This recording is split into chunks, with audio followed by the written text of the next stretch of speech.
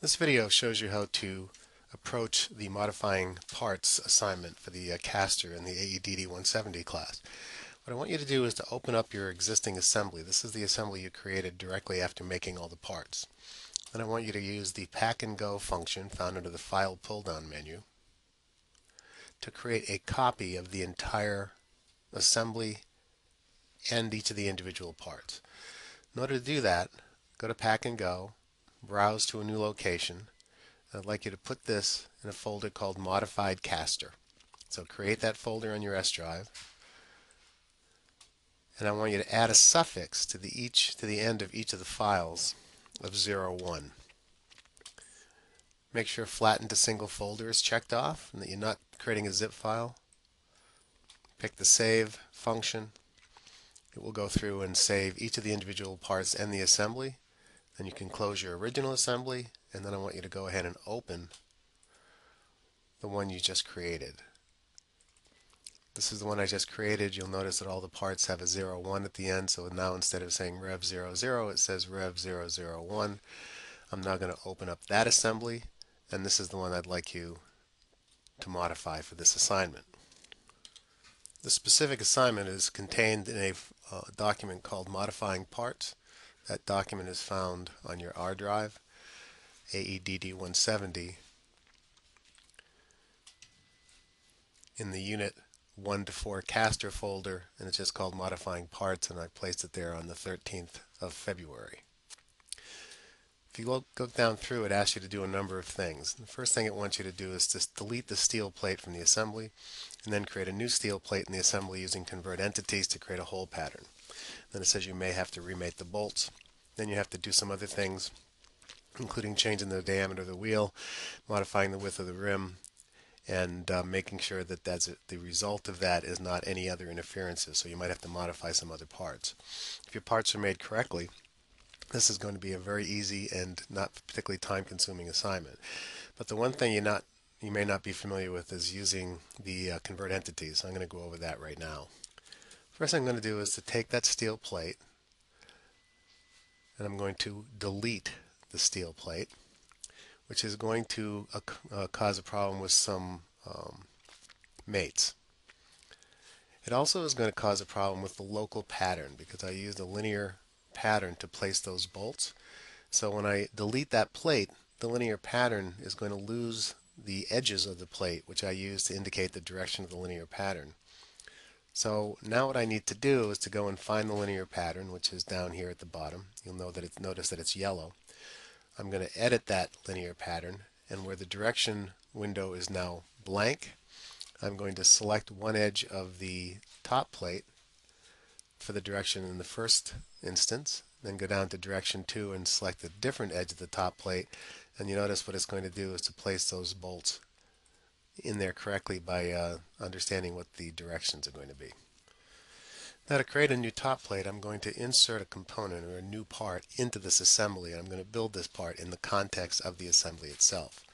If I go to Insert, Component, New Part, you're going to get this error message in this lab. That simply is because I installed two versions of SolidWorks, 2010 and 2011, and 2011 is a little confused as to the default templates. All you have to do is pick OK and OK again, and you'll be all set. Now you have this green check. If you look at the bottom status bar, it tells you to select the face or plane on which to position the new part. I want it positioned here, so I'm going to select that point. Now all the parts that are a part of the assembly become clear, just so that you know that they're not part of this assembly itself. I'm also now going to go and just hide each of the bolts so that when I do this, it's just a little bit easier to see what I'm doing. Rather than right-click on the bolt, I'm going to go over to the Feature Manager, right-click, go to the little eyeglasses that says Hide Components, go down to the next one, do the same thing,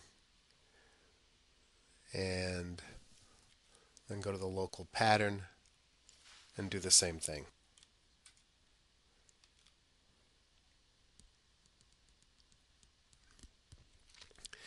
I can't hide the whole pattern as it turns out. I thought I could. No, so what we'll have to do is go in and take each one of these and hide them. And then we'll come back afterward and I'll make them visible again. That's all I really need to hide just to get everything out of my way. Now I'm going ahead and going to make a new part.